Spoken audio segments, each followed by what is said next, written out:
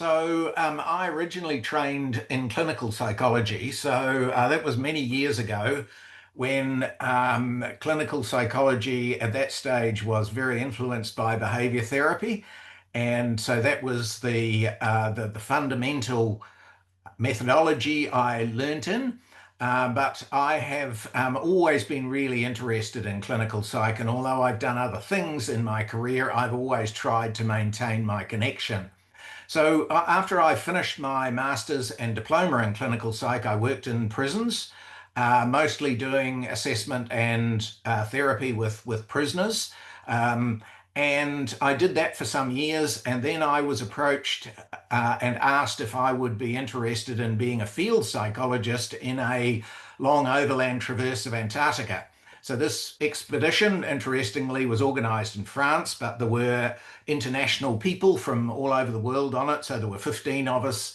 And basically, we traveled inland from the French base Dumont-Deville for about 60 days and went to something called Dome Charlie, which is a pole in the snow, and then came out again. And we as scientists were also subjects, and most of the other people were physiologists or immunologists or other medical specialists, so that we collected samples from each other. And I really looked at stress. So my PhD is in work stress in extreme environments. Um, and so after that, I went into organizational psychology, initially in HR, but then in management consulting, working in Canada and here. And so I worked for Deloitte at that stage. And after a few years, I got a bit bored and decided I would wanted something different. So I moved to Hong Kong, and I was in Hong Kong for a total of 8 years. And during that time, I met a wonderful guy called Brian Rennick, and him and I built a business together, and we sold it shortly before I came back to New Zealand in 2000. And at that stage, I started the Executive Coaching Centre, doing a mixture of management consulting and individual coaching. And since then, I have slowly moved away from doing workshops. I don't really enjoy being on my feet all day because I've got a bit of arthritis. And so I'm really doing one-on-one, working with a large range of people and writing books. And I'll talk a little bit about some of the books that I've written. So that's essentially my background, and I'm delighted to bring at least a slice of that to you all tonight. Great. Thank you, Iain. So welcome everybody, and I'm delighted tonight to be talking about schema coaching, mindful mode methods. Schema coaching is something that I have been working with for the last decade or so. It's a very interesting, very useful approach to dealing with deep-seated challenges. And we're going to draw on one tiny slice of schema coaching called mindful mode methods. And what I'd like to do today is, by the end of the session, what I'd really like each of you to be able to summarize the ideas behind both schema coaching and mode work. So at least be able to articulate the fundamental principles. But most of today is application and reflection. So we're going to apply a really simple, but what I think is highly effective technique called the time slide to ourselves. So we're going to do a little exercise where we do some time travel, and then we're going to have a bit of a think about how we can apply it to our clients. We're going to do the same for a different technique called the talking back diary. And we're going to do it this session in the breakout room. So you're going to be able to just talk about how you could use this technique and how you could apply it. And then lastly, if we've got time, we will do the birthday speech. So what we really want you to do today is to have a really involved experiential approach rather than listening to me, and to be able to get a sense of what schema coaching and mode work is, so that you can go further if this is something that you're interested in. Oops. So, um, we also are placing a lot of emphasis today on reflective practice. And again, this is something that I have written about. So this book of mine came out last year. And A very good one, if I may say. We recommend it. It's a very thank good you. one. Thank you very much. So it's really about not just behaving, not just doing things, but thinking about what we're doing, learning from our actions and improving. And if we really want to improve self-awareness and critical analysis and learn and apply lessons, then reflective practice is a really important approach. And we're going to actually be doing some of that tonight. So we will put into practice what we're talking about. So the first exercise for us is the time slide. And this is a really simple, but I find very effective way of being able to help people to understand where they're at in terms of are they lost in the past? Are they present in the moment, or are they away in the future? And to be able to move between these and to have a practical method to be able to train yourself and your clients in how to do this. So just go through the technique very briefly, and then I will ask you if you feel comfortable to close your eyes, and we will actually implement it. So you can see that the time slide is that blue box at the bottom, and the important thing is it's got a red dot in it. So what we're going to do, and at the moment you can see the red dot is in the present. So let's just be in the present. So let's just think about at the moment what it is we're hearing, what it is we're feeling. So can we feel our feet on the floor? Can we feel ourselves sitting in the chair? Or if we're standing up, can we feel that? What is it that is there anything that we can smell? Is there anything that we can taste? So just if we think about our senses, what are we experiencing in this present moment? And we could, of course, go back and think about something that happened a little while ago and concentrate on that, or we could move into the future. And so what we're going to do is 4 different things. I'm going to ask you in a minute, as I say, if you feel comfortable, to just be in the present moment, and then to visualize the time slide and to move yourself into the past. So move, and we'll talk about exactly when you can think about, and then come back to the present, and then to move to the future and back. And we're going to start by doing that just with something that's very ordinary and trivial, and then we're going to start applying it to a frustration or something that is a little bit more important. Now, like all of these exercises, when we are taking our clients back, we need to be very trauma aware. So if anybody has something that is very painful or is very difficult, this is definitely not the time to start thinking about it. And we need to be sensitive to our clients to make sure that if we're using any kind of technique where we're asking people to reflect back, that they don't get into some kind of re-traumatization process. So we are going to do this time slide for the immediate situation, for a source of frustration. And then we're going to do a little bit of reflective writing using a really simple 3-step model. And then we're going to have a little bit of a question and answer and see how we go. So if you feel comfortable, so any questions to start? Oh, all good? Okay. So if you feel comfortable, just close your eyes. And if you want to turn off your camera, that's perfectly acceptable. So just close your eyes and just be in the present moment. So just think about where you are. So just think about, okay, so I'm in this room, and what is in this room? What furniture is here? What am I sitting on? What posture am I in? What is actually going on at the moment for me? And what is it that I'm thinking and feeling? Maybe my mind is starting to wander into something in the past or in the future. Just bring it back to the present moment. So we're really just at the moment, we're just really trying to stay quietly and gently in the present moment. So I'm just going to give you a few seconds of silence just to connect with the present moment.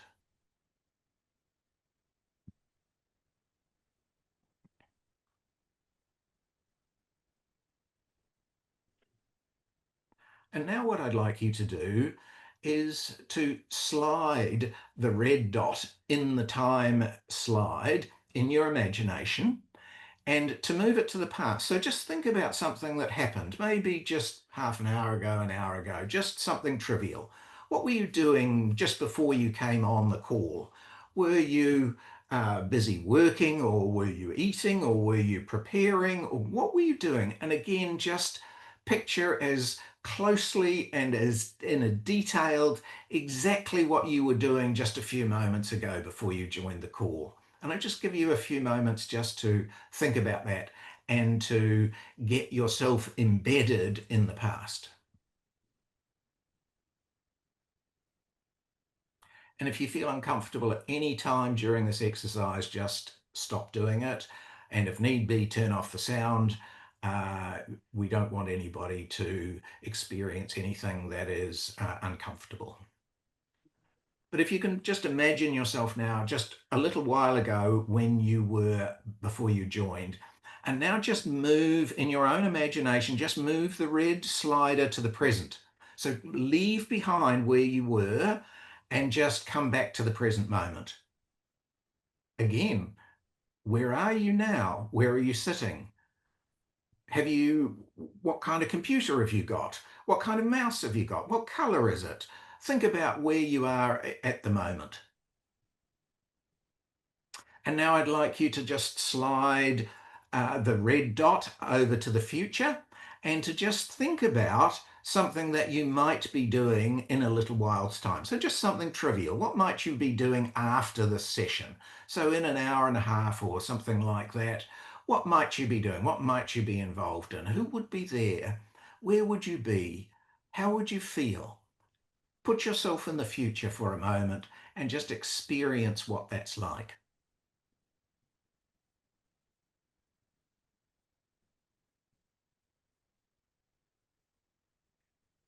And now slide the red dot back to the present moment and just quietly open your eyes and just come back to the present moment.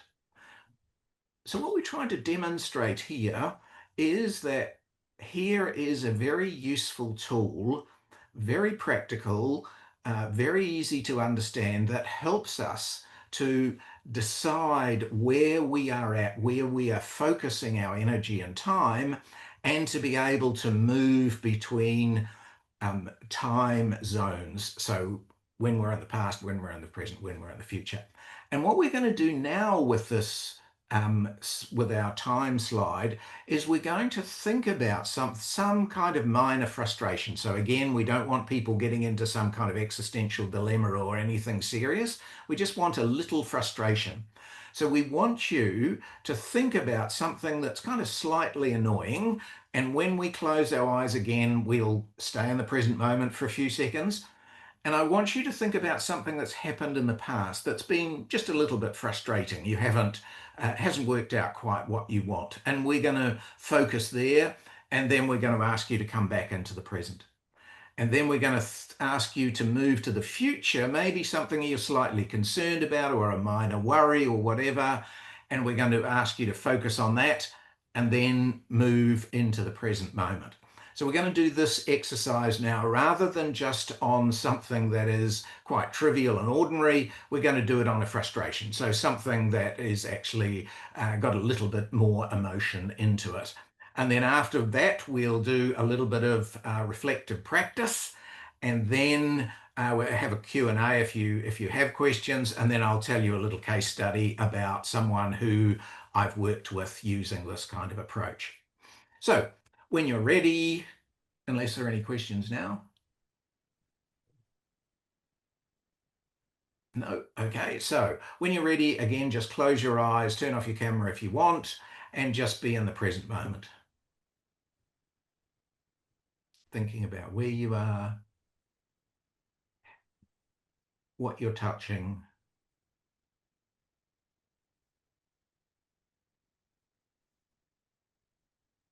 what you're seeing, even if your eyes are closed, maybe what you can smell, maybe what you can taste. Where exactly are you? What's going on for you right at this present moment?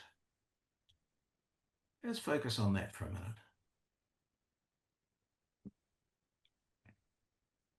And now I want you to slide the red ball along and to think about something that's happened in the past. So some situation that's arisen, which was just a little bit frustrating. So again, just think about the situation. Who was involved? What happened? We're going to ask you to just replay almost like a video in your own mind of that past event and just experience what that's like. So go back to a minor frustration in the past and just experience what that's like. Just feel it, just see it, just experience it. What are you thinking? What emotions are going on? And so on.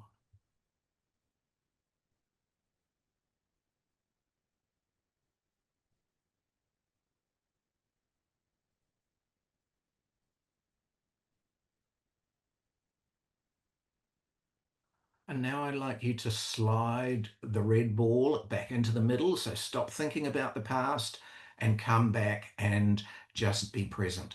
So again, where are you? What do you feel? What do you sense?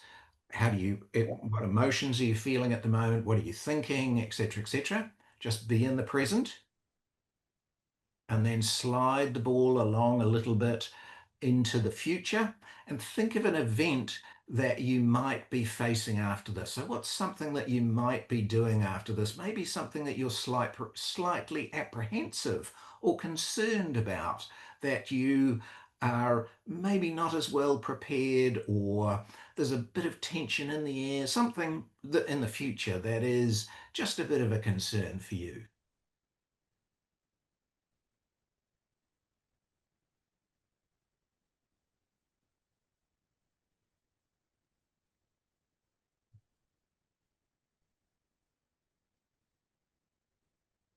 And now again, slide the red ball back to the present, just leaving behind all of those concerns and apprehensions and thoughts about the future, and just bringing yourself back to the present moment.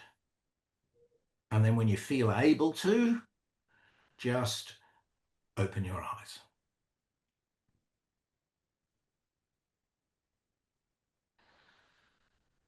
So you can see it's a very simple technique, but the thing that seems to work very well about it is that the slide is easy for people to visualize, and the movement between time zones is much more concrete and specific. And so what I'd like you to do now is just to reflect upon what happened in that exercise for you. And there's we're going to use the three-step process because it's short and straightforward. We're going to use the what, so what, now what method. So what happened? Just write down one or two words about what happened in that exercise.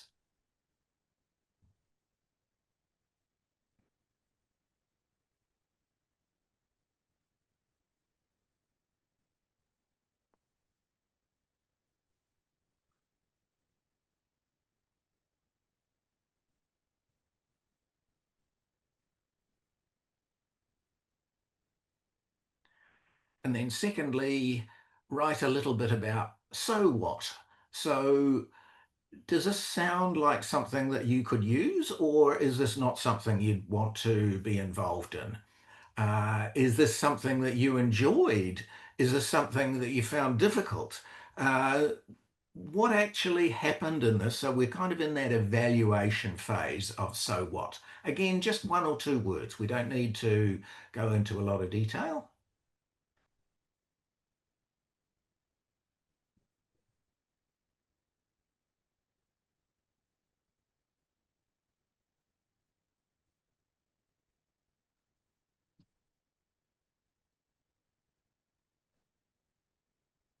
And then lastly, what now? Oh, sorry, now what? In this phase, we're just thinking about, well, is there a lesson here? Is there something we want to do out of this? So we're just thinking about what kind of actions might we take, having been through this little, very simple, very easy little exercise over the last few minutes.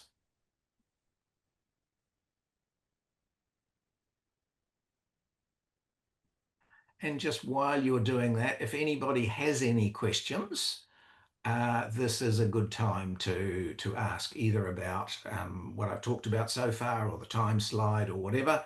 And if when we've had the chance to have a bit of a discussion, if there are questions, I'll just walk you through a brief case study of someone that I used this with where it worked very well.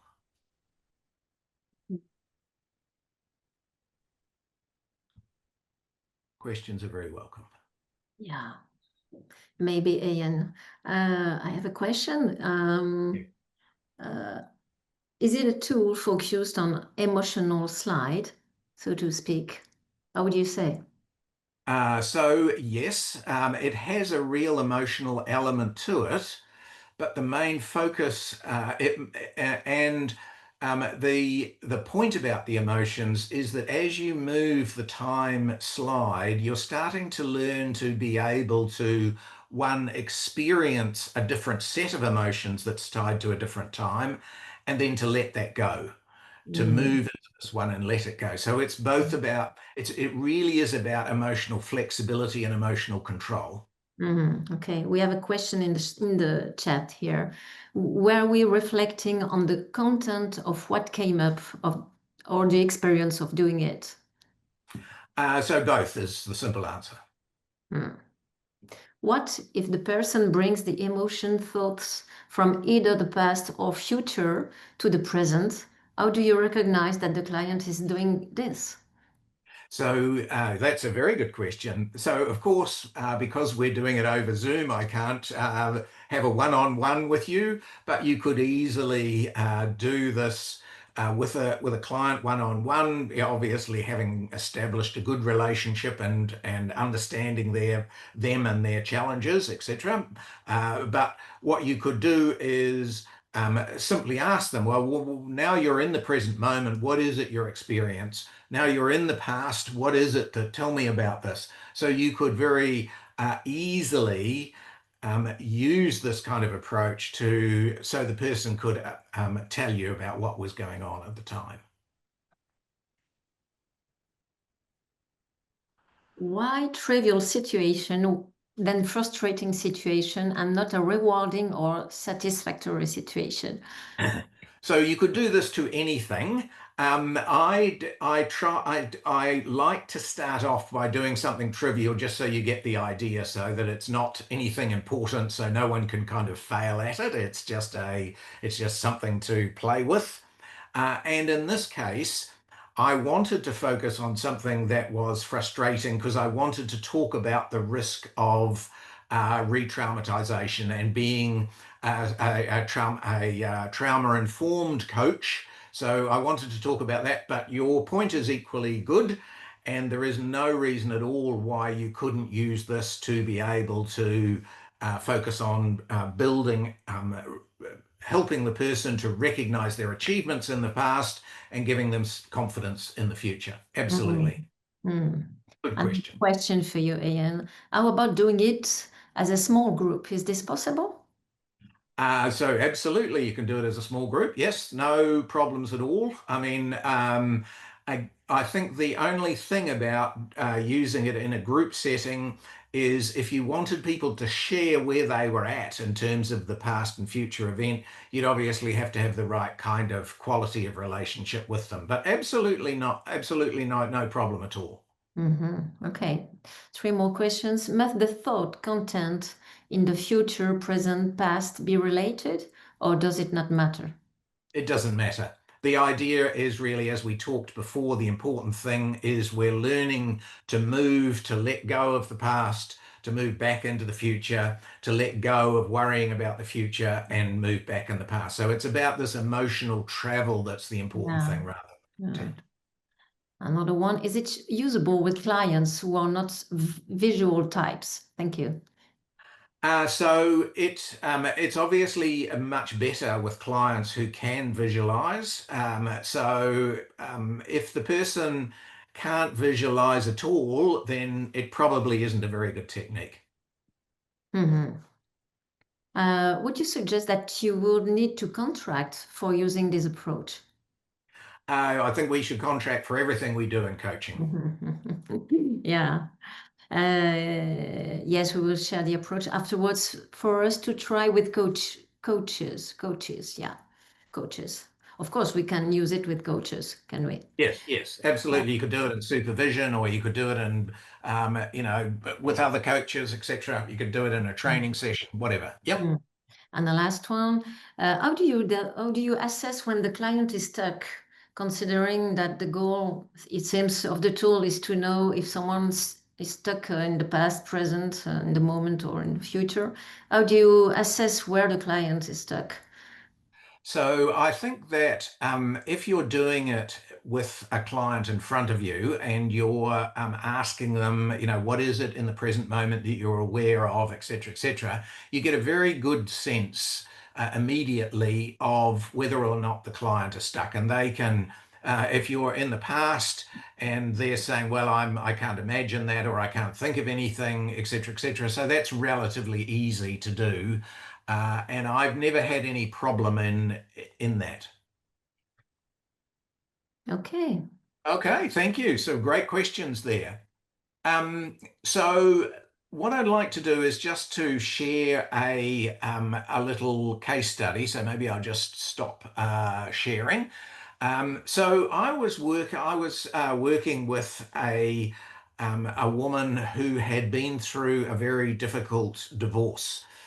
So she had married someone, unfortunately, who turned out to be quite a manipulative kind of person who was, in many ways, very unkind. They had had a child together and then they'd separated, and the child was shared between the husband and wife. And the husband was quite manipulative and would often infer that somehow or other he was going to take the child away or whatever. He was going to tell the child that the mother wasn't a proper mother or something. So it was a very difficult situation for this person to be in. But the client really felt that although the situation was difficult, she was making it worse for herself by getting stuck in both the past and the future. And the event that we worked on was she would get a text or an email from her ex, and it would she would just see the outline of it, and that would immediately throw her back into a series of nasty events that happened in the past. She would immediately start to feel very uncomfortable. And then she would rapidly move into the future and worry about, oh my God, what's he going to do? Da da da da da. And I wanted to give her a technique for trying to slow down this process and to remain in the present moment as much as she could. So, what she practiced was and we did this actually in the coaching room. So she took out a phone and she looked at the heading of an email, and I asked her just to stay in the present moment. So what are you thinking about at the moment? And then does this heading remind you of something that's happened in the past? And then move back to the present. So it reminds you, but I'm going to come back to the present. Think about the implications of this email. So what might happen in the future? Think about that for a minute and then come back.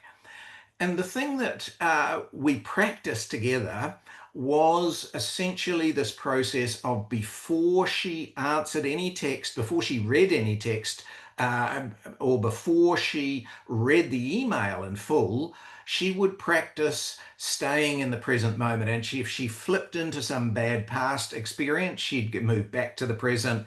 I don't know what's in this. I feel uncomfortable, but I'm just going to open it and try and stay calm. And she found this whole idea of being able to understand where she was at, and move to be incredibly helpful in terms of giving her a degree of emotional flexibility and a sense of control. So a very simple little situation that I was involved in. So this exercise we've been doing is just a very small part of schema coaching. So what is schema coaching? Well, a schema is an early, well-organized patterns of thought and feelings of behavior that have a profound effect on us. So schema can be either positive, and we'll look at some positive schema, or they can be negative, but they're fundamental beliefs that we have in life that determine how we approach very many situations. And schema coaching was developed from schema therapy. And schema therapy is a really well developed, really well researched, evidence based approach to dealing with a huge range of problems. It was developed by Dr. Jeffrey Young in the early 2000s, and he was a very interesting man because he trained as a Gestalt therapist, and he found that Gestalt therapy was very effective for people with minor anxiety and depression challenges. Uh, but then he started to work with people who were categorized as having personality disorders. So these are essentially emotionally volatile people. And he found that he was really struggling to deal with them. And he'd been trained very generally as a clinical psychologist, and he felt that there were many different approaches in the various schools of therapy, that if somehow he could find a way of unifying these into a systematic approach, it could be very powerful. And that's essentially what schema therapy, that's the genius of the man.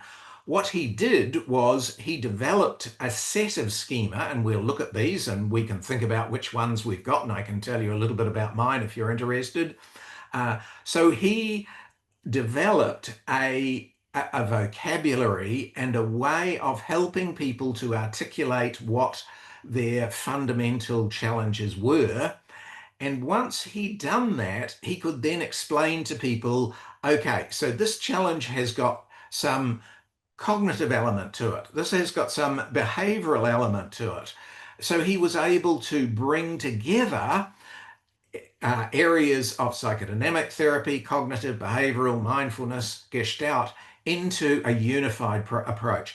So it wasn't just that he was jumping between modalities, he was agreeing with the client about what their challenges were and then helping them to understand that different modalities enable the client to deal with different aspects of their challenge. And so he primarily was interested in early maladaptive schemas. He wasn't subsequently, people have been interested in positive schemas as well, but he was really a clinical psych. So he was interested in maladaptive schemas. And he was also interested in how people react to these schemas. But for our session tonight, what we're going to do is we're going to talk a little bit about mode or mood states. Now, he was working with a lot of people with so-called personality disorders.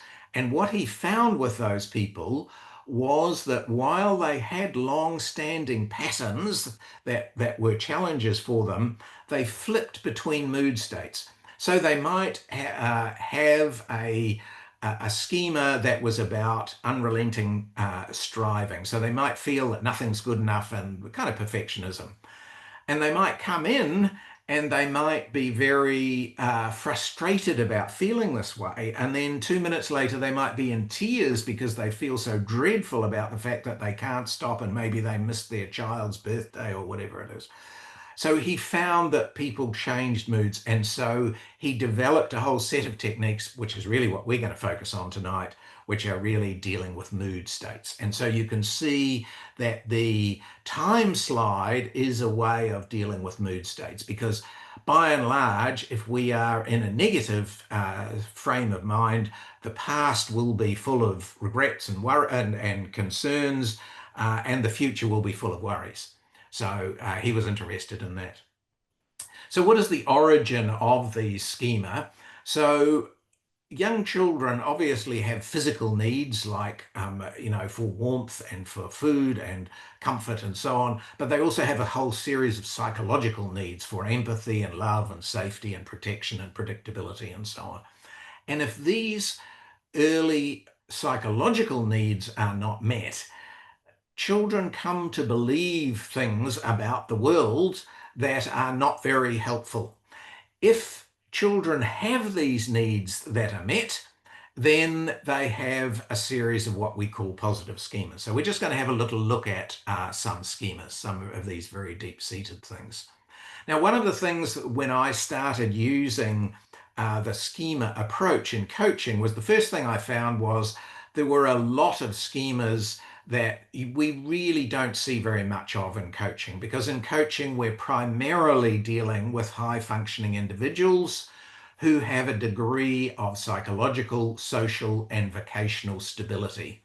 So there are a whole lot of schemas related to abuse or emotional deprivation or defectiveness, social alienation, that by and large we don't see much of. So I've identified a simpler set of schema, which we're not going to go into a lot of tonight, but I'll just mention a couple of them.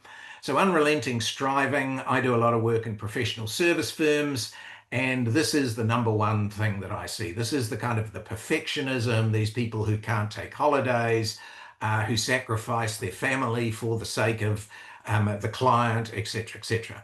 But there are lots of other schemas. So sense of failure is something I see in a lot of my engineering clients.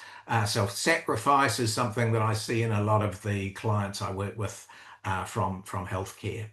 So the other ones we don't tend to see.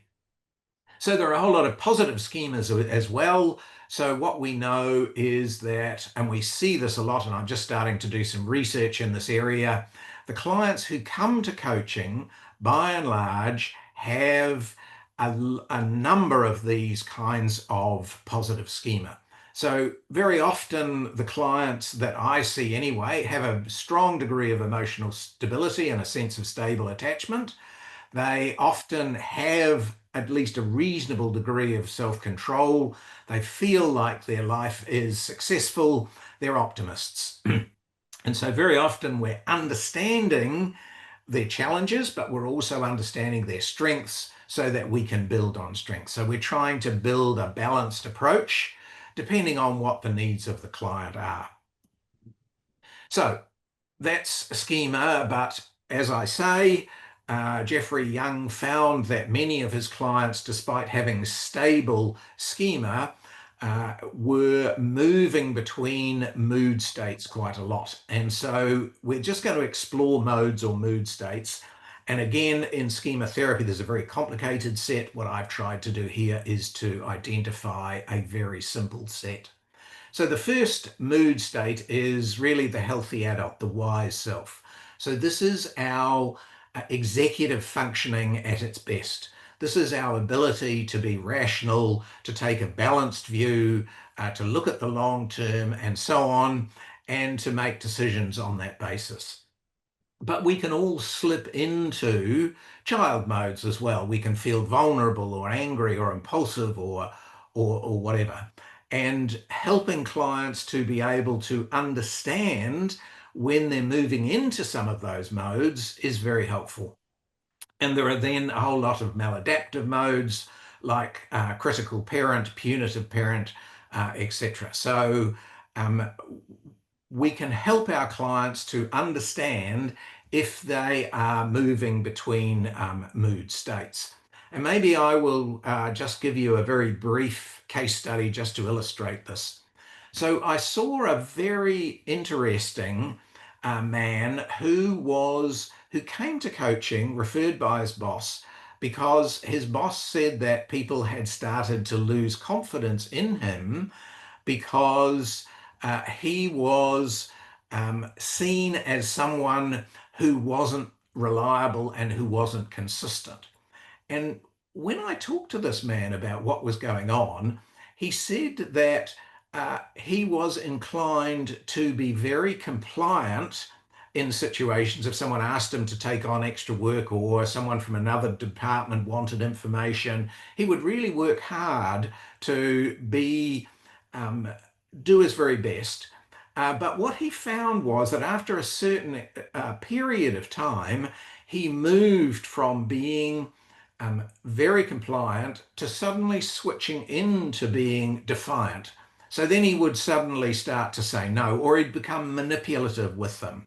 And so he could start to understand that he was moving between these mood states. And we were actually able to draw this on a whiteboard and to get him to think about what were the triggers for each of the mood states and what were the sort of things that they could do to intervene to stop moving between these and to move into the healthy adult where they were better able to rationalize and understand the issues. So how would you use our time slide, which you've already understood and experienced, in working with people with mood states? So what we would do if you were looking at using the schema approach, after we had um, established a good relationship with them and we had probably tried a little bit of solution focused coaching just to see if we could solve the problem with a simple kind of approach.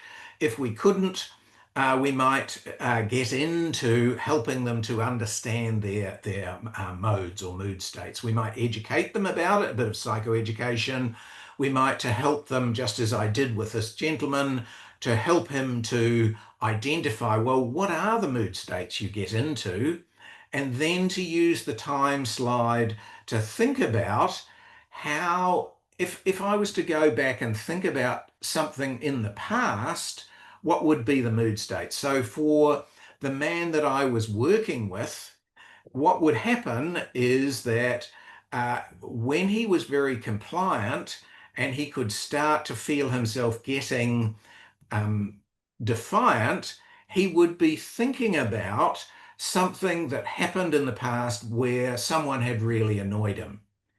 And he would then be very tempted to move into the future and think about how he could get some revenge, get back at the person. So he could, I see himself moving between time zones, and we helped him practice this. And most importantly, we helped him practice moving back into the present moment. So it really helped him to understand and to gain some emotional flexibility in terms of the way in which he was working.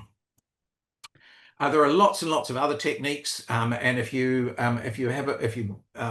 get hold of schema coaching, you'll see that there's a raft of different ways in which we can use things, including mindfulness, which is a particularly useful way of helping people to let go of painful emotions, of helping them to focus in on building more resilience and building a more positive approach to life. So there are lots of those which we don't have time to go into tonight. So at this point, I thought I would just see if there's any questions. We've been going for just on an hour, so I thought we might just have a 2 or 3 minute break if you want to go to the bathroom or get a drink of water or whatever. Just give you a few moments now, and then we'll come back and we will move on to the talking back diary. But is there any questions or any comments at this stage? We have just one common question in the chat for the moment. Are we talking moods or mods? So moods and modes are really the same thing. So in schema therapy, they're called modes, but they are essentially short-term, temporary emotional states that the person moves between. So I use the two terms interchangeably. Okay. And another one, can we create our own schema? That's a very um, so it's a very, very interesting question. So the short answer is yes. I think we can create our own stories about our life. And I don't know if any of you have ever done any narrative therapy, but narrative therapy is really interesting. And just to dip our toe in that water for a moment, in narrative therapy, you might do something like write out, 4 or 5 pages of your life story. And so you might write it out and then you might look at that and you might say, oh, actually, I've written this from quite a negative point of view. I've written this as someone who's really struggled and had difficulties. And in narrative therapy, you can ask the individual, narrative coaching as well, you can ask the individual, can you rewrite your story, but you as the hero? So a very different kind of approach. And I think if people do that, they can help to create their own stories. And so, in a very condensed answer, yes. Mm-hmm. A reminder from Nicola, do not forget to put a yes at the start of your name if you can engage in a breakout room later, just after that. And we have a comment in the chat from Monique. I notice a lot of similarity with transactional analysis, states, script, triggers. Absolutely. Yep. So I think there is a lot of overlap between each of these different approaches. And I think that um, my attitude towards that is I really embrace that because I think that when we see these kinds of overlaps, so as you say, there's a great deal of overlap between script in TA and schema in schema therapy. And I really embrace that because what that says to me is that it's been a form of parallel thinking. So great minds in different parts of the world grappling with different issues have come to a similar way of thinking about how people behave and the nature of human psychology. And so, absolutely, I think that there is a great deal of overlap. Mm-hmm. One special for you here. What would be a good reference to look up on this? Meaning the concept of the short-term mode and mood states from healthy to maladaptive and back to adult in supporting the client in executive coaching. Well, I have the answer, I think. It's a very practical, very, yeah, it's really easy to use for coaches and mentors. And just to say, for the way in which I've written the book is that a big slice of the book is really designed for coaches who don't have clinical training and who aren't psychotherapists, etc. And then there is another section in the book which is really for people who do have that training. Now, I'm not saying that no, if you're not a clinical psychologist, you'd never do this, but I do set out a pathway for non-clinically trained coaches to move into some of the regressive techniques, for example. So there's techniques like imagery rescripting, which are very powerful, but you would definitely not want to move into those rapidly, particularly if you didn't have clinical or psychotherapeutic training. Mhm. I gave the reference of your book, Iain, in the chat. Thank you very much. Okay. Okay, so let's just break for a couple of minutes. I need a short break. I will be back very shortly. Okay. Okay. Are there some other questions? You can open your mic if needed, or take your little pause while Iain is taking his.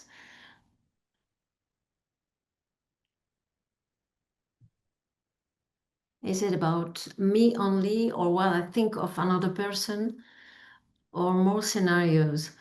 Usually it's used about me. But I work with schema coaching. Was trained in France about it, and I also use the content of AN book. And usually people come with problems in relationship with other persons, of course.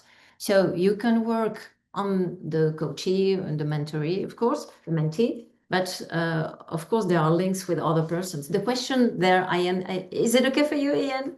Are you Yep, right? yep, yep, Okay. good.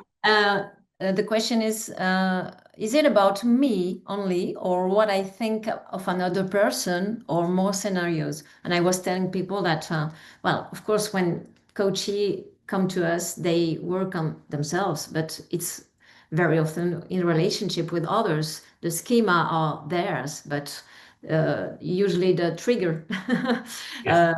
is something in relationship with others. Exactly, exactly. So if you think about self-sacrifice, for example, one of the schema you see quite a lot in coaching, it's the idea that my needs are much less important than your needs. So I'm very happy to sacrifice myself, to work late, to do all sorts of things, because you are much more important than me. So that's a kind of a classic example of a schema that is related to me, but in the context of a relationship. Mhm. So there are lots of one of the things that I really love about schema and why I'm so enthusiastic about it is that it has it's a very deep toolkit. So it's an approach that really enables you to um, have a whole lot of different tools to be able to assist your clients with. The idea in the talking back diary, as I say, it's useful for people who've got a punitive or a savage inner critic, and where we want to encourage them to start not to hate their punitive inner critic because you can't punish away your inner critic, but to help them have a more healthy dialogue. And so in this technique, what we ask the person to do is to draw a box, draw a line down the middle, and to come up with the sort of thing that their inner critic might say. So here's a little example. I left my phone on the desk at work. I'm so hopeless. What a stupid thing to do. Someone will have stolen it by now, and this is what I deserve. I feel sick. So that sort of typical inner critic, hard hitting, very difficult to deal with. And what we're doing is encouraging the person to write that down, but then to say, well, what would your healthy adult, if you could answer your punitive critic back, what might you say to them? And obviously, this takes time and practice, but we're encouraging the person to get to the point of being able to say something like, I left my phone on my desk at work and I need to ring my colleague immediately to see if she's still at work and can pick it up. I will ask my flatmate if I can use his phone to make the call, and I'm sure he won't mind. Everyone makes mistakes like this, and beating myself up does not help at all. What I need to do right now is to take some action. So you can see the difference between the two is really quite stark. And what we're going to do is we're going to have an opportunity to just try this out, to talk about this exercise in our groups. And because we're all having so much fun, and because we've had some great questions, time is flying by. So we probably only have one of these interactive sessions, but we'll see how far we go. So we're going to spend about the next 20 minutes and we're going to move into breakout groups, and you'll get a copy of these instructions in your groups. Introduce yourself, just talk for a few minutes, find out who the other people are, and just discuss this idea of can is it relevant in the coaching I'm doing? Do I have people who have inner critic problems, who have inner critics who are not helpful and who are involved in kind of punishment and saying unkind things and so on? And if you feel like this technique could be useful, I want you to think about and just share an example of your inner critic. So, what's a sort of inner critic say? So, for me, I think something like, you shouldn't have done that. It was a stupid thing to do. Why do you keep doing this? That's the kind of thing that I would say to myself. and then to think about what your healthy adult might say. So if I was in a situation where I noticed myself saying that, I might try and get into the healthy adult mode and to sit back and think, well, gee, we all make mistakes, and maybe it wasn't so bad. And, you know, I'm dealing with decent people. They'll understand that occasionally things go wrong, etc., etc. So we're going to try and quietly counter our inner critic and so just discuss what your punitive critic might say and what your healthy adult might say, and then talk a little bit about if you think you could apply this. So introduce yourselves, talk about the technique, talk about an example of inner critic and healthy adult, and then discuss how you could apply. Thank you very much indeed. It's been wonderful. I always take it as a great compliment when I can't get through the material because the discussion is so interesting and engaging. So fantastic. Thank you very much. And I'd be delighted if anybody wants to connect with me on LinkedIn.